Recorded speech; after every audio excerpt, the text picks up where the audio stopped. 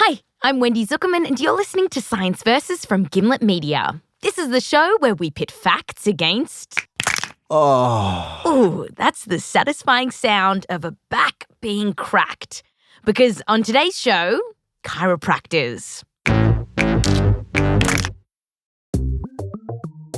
Millions of people have back and neck pain, and it's pretty hard to treat. There are drugs that can help, but they can have some pretty nasty side effects. People are desperately looking for other solutions, like going to the chiro. In one large survey, almost a third of Americans suffering from neck and back pain had said that they went to one. And of course, it's not just Americans seeing the chiro for pain. Our senior producer, Kaitlyn Sawrey, called up her parents, who are big fans of their chiro. Kaity, how is New York going? It's good. So you're still riding your bike to work? Yeah, I do. Don't worry, I'm safe. Your mother is worried. Katie's mum is Chris and her dad is Bill, and the whole Sawrey family have been going to the chiro for years. So, Kaity, tell us all about it. Yeah, so my parents have been going to the chiro for ages, and I actually didn't know about this until we called them up to talk to them about it. But I was actually taken to the chiropractor as a newborn baby. Wait, why did they want to take you to the chiro? Because my birth was really rough. They had to really yank me out. And so the idea was that maybe my bones were misaligned, so they wanted to take me to the chiropractor to see if it could help. Yeah, because you had such a traumatic birth. You know, like you had huge marks around your face where the forceps grabbed your cheeks. So you didn't look too terrific for the first few days because of that. And Mum says visiting the chiro seemed to be good for me. I slept better. And so when my brothers were born, they were also taken off to the chiro. And my parents still go for neck and back pain. Dad has smashed himself a fair bit over the years. So I've fallen out of a tree, I've fallen off a motorbike. Yeah, Dad's been thrown off a motorbike, he's fallen off a ladder. So the chiro makes him feel better. Same with Mum. My muscles feel a lot more relaxed and my neck feels like it's not so grindy, is the best way to describe it. Wait, so do you remember going as a kid? Yeah, so the whole family, we went right up until I was 18, all 5 of us, every 6 weeks or so. Okay, so I've never been to a chiro. What do they actually do when you get in there?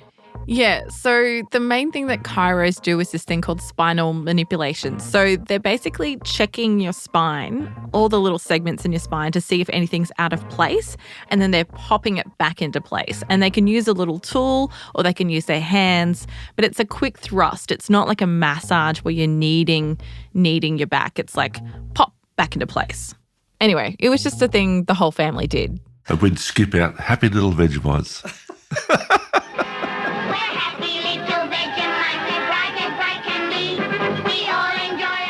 We were happy little Vegemites coming out of the chiropractor's office. It's an Aussie thing. So, is this thing that we did throughout my childhood total BS? So tell us about the science. Come on. Because not everyone reckons that going to the chiro will make you a happy little Vegemite. Some say that it's not real medicine and that the ideas behind chiropractic have no science behind them. They even say it could be dangerous. So today we're asking, 1, can chiros help your back and neck pain? 2, should you take your baby Kaity to the chiro? And 3, what are the risks here? When it comes to chiropractors, there are lots of bones to crack. But then there's science. That's Science versus Chiropractors, coming up.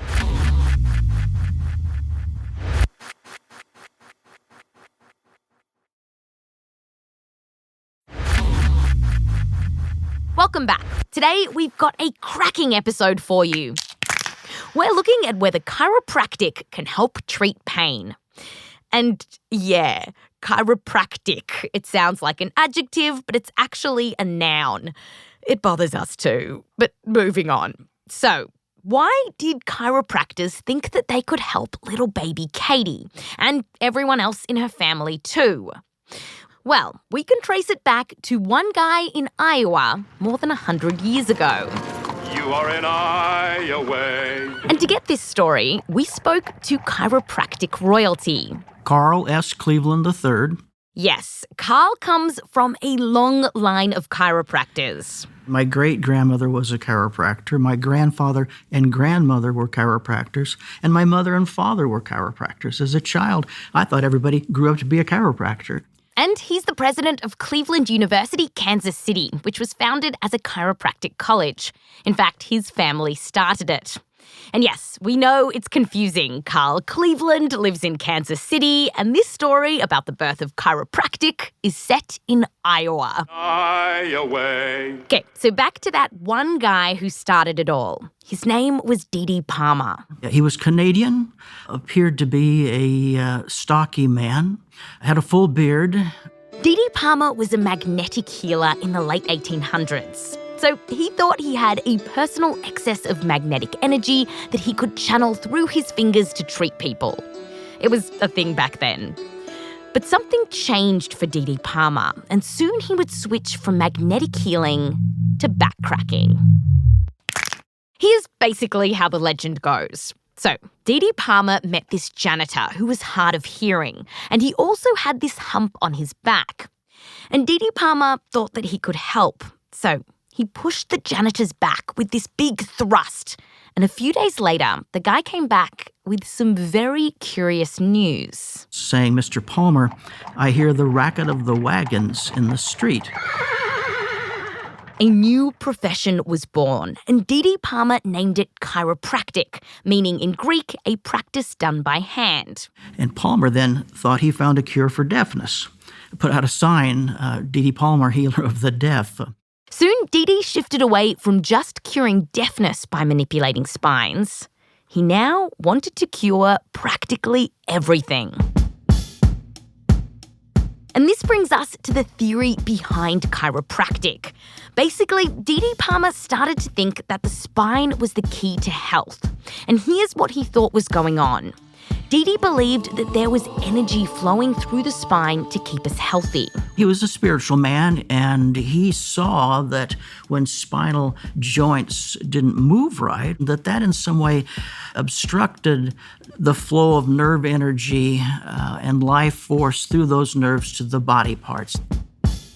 That is, he reckoned that these kind of blockages in the spine, or what he called subluxations, could make you sick by interfering with that mystical energy. At other times, he said those subluxations tweaked people's nerves.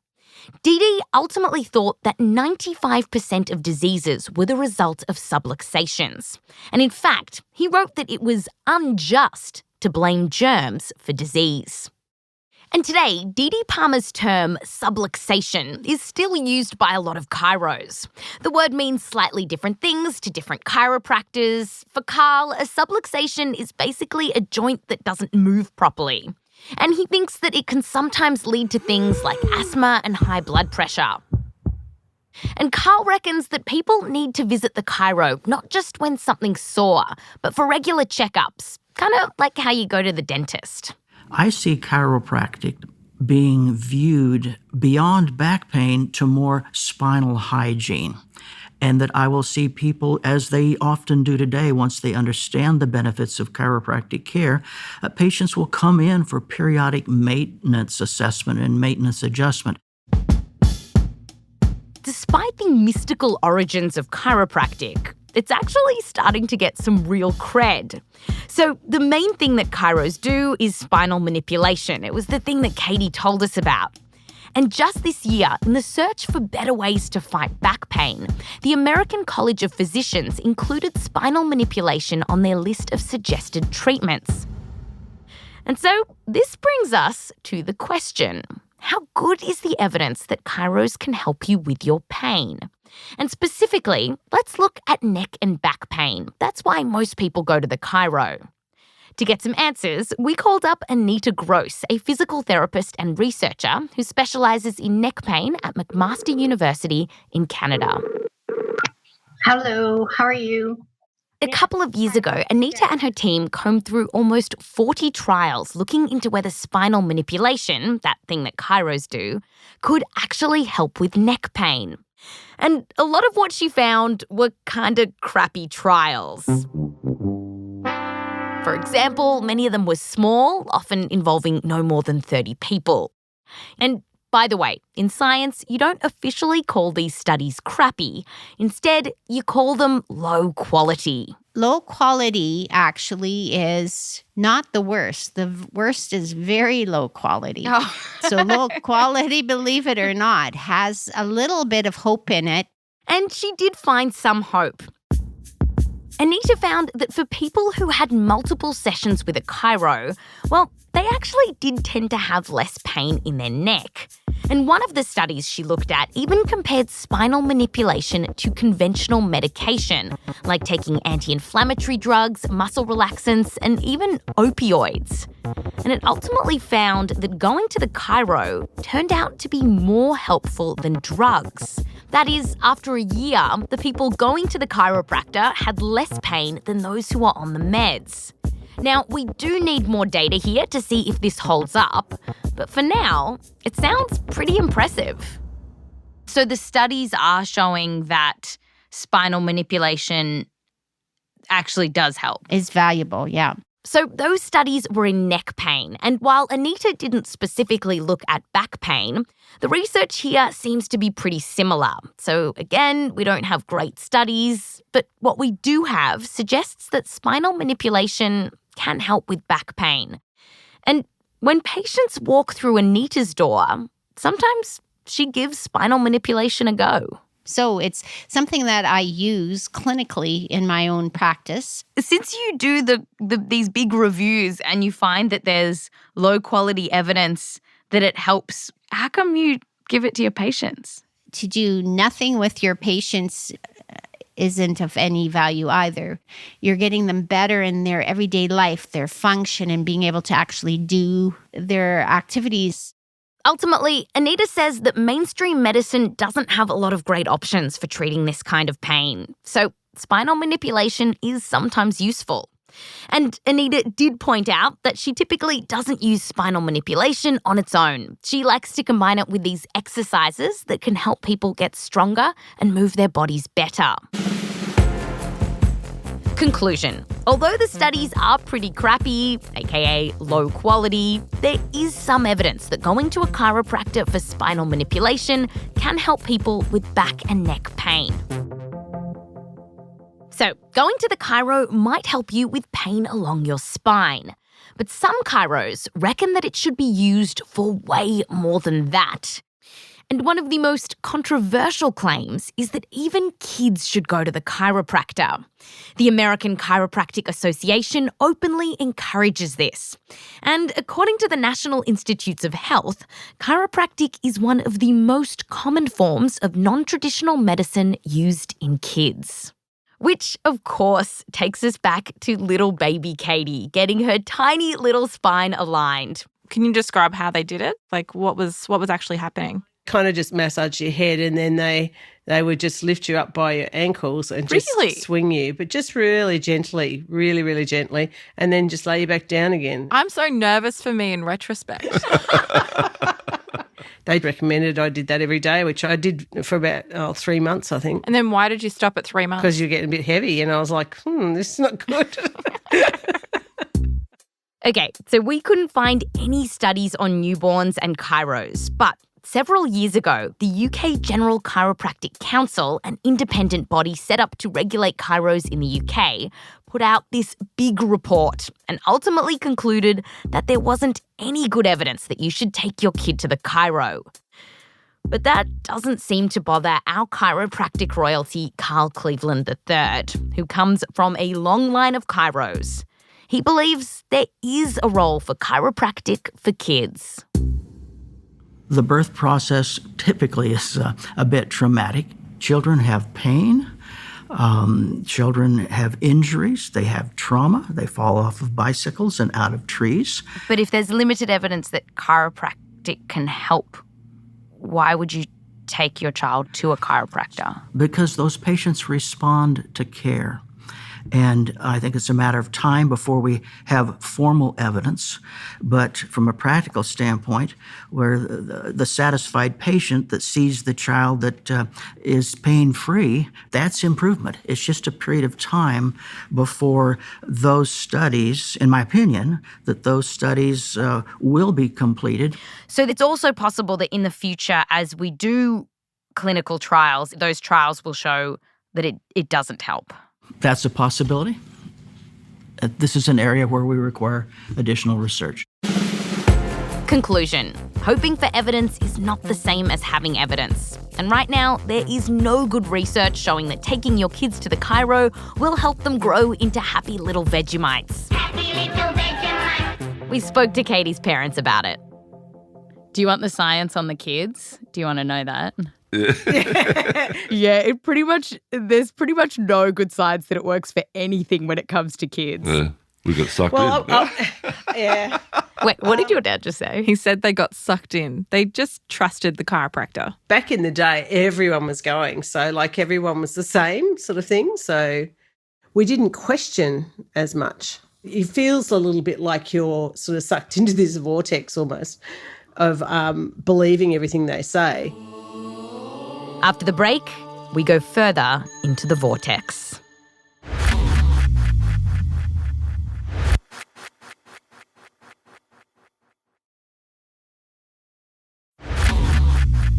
Welcome back. So today we're talking about chiropractors and this thing they do called spinal manipulation. And we just heard that it may help with back and neck pain, but there's no good science behind taking kids to the chiro. Now we're going to dive right into the core beliefs of chiropractic to see if the idea of spinal manipulation holds up. Now, a lot of people might have heard about a spine being out of alignment or misaligned, and that's why you go to the chiro. But what exactly is a misaligned spine? Well, to understand that, we have to go back to old Iowa. Iowa. Dee Palmer, the guy who came up with chiropractic, thought that a lot of our health issues could be traced back to a misaligned spine. And the thing that was making your spine misaligned was what he called subluxations. Now, at one point, he thought these subluxations could block a mystical force that flowed through the spine, causing disease. Now, that's clearly not science. But Dee also had this theory that's shifted a little but has basically stuck around today. And that is that subluxations are bones out of place, or some say stiff joints, that then squish against our nerves in some way, making us sick. And this could lead to things like asthma or high blood pressure. And now, not every chiro thinks this way anymore, but a lot of them still do. A study of several hundred Canadian chiros found that almost 1 in 5 thought fixing a subluxation was the key to health. The science behind it is not likely to come because the science behind it is simply not there. The belief system is entirely contrary to our knowledge of physics and chemistry and biology. That's Marcello Costa. He's originally from Italy, but is a professor of neurophysiology at Flinders University in Australia. And he says that there is no good evidence that problems with your spine are to blame for many of the diseases that some chiros claim to fix. So, take asthma, for example. Now, we don't know exactly what causes asthma. It's been linked to genetics and immune reactions. But here's the important thing. We don't have any good evidence that manipulating the spine can have any effect on asthma. There's no basis whatsoever that it can cure asthma.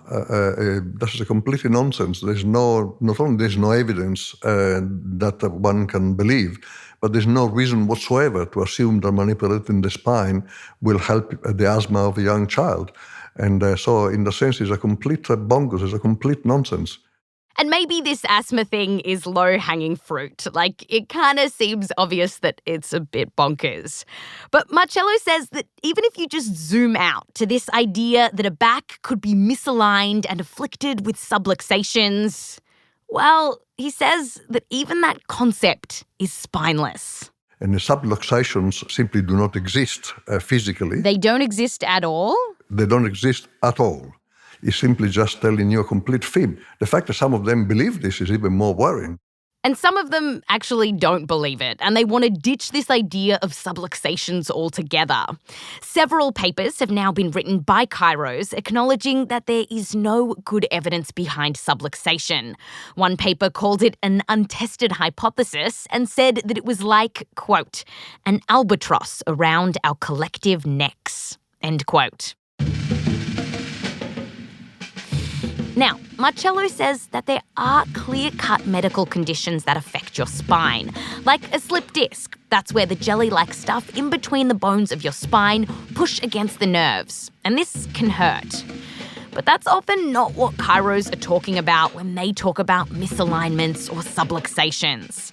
And Marcello says that if you do have these conditions, you do really need a proper doctor and not a pseudo-doctor.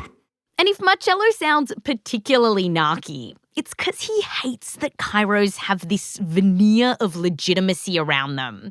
Like, they call themselves doctors even though they don't have a medical degree. And so here's a kind of fun fact about chiropractors. A survey of more than 1,000 chiros found that 1 in 4 of them agreed with this statement.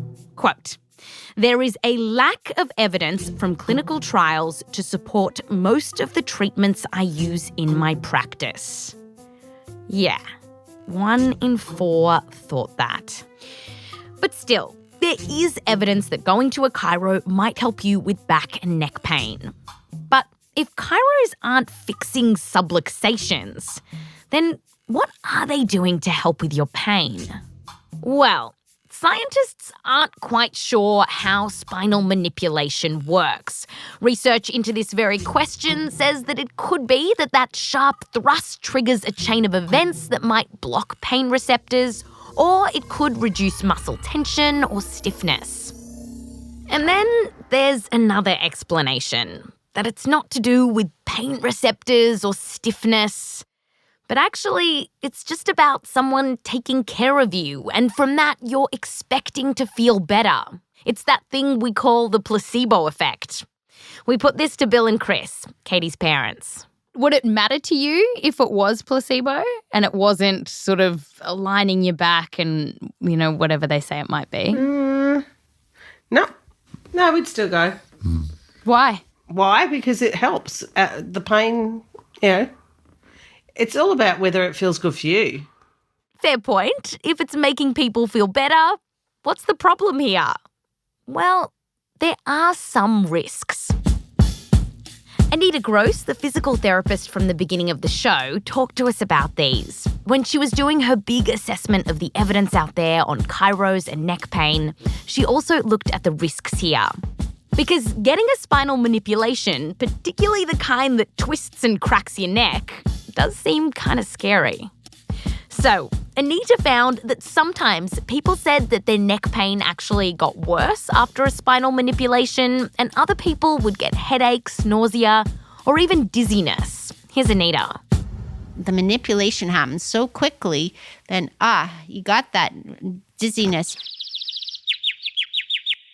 Now, we don't know how often this happens because many studies actually don't record the side effects. But either way, those things tend to go away on their own.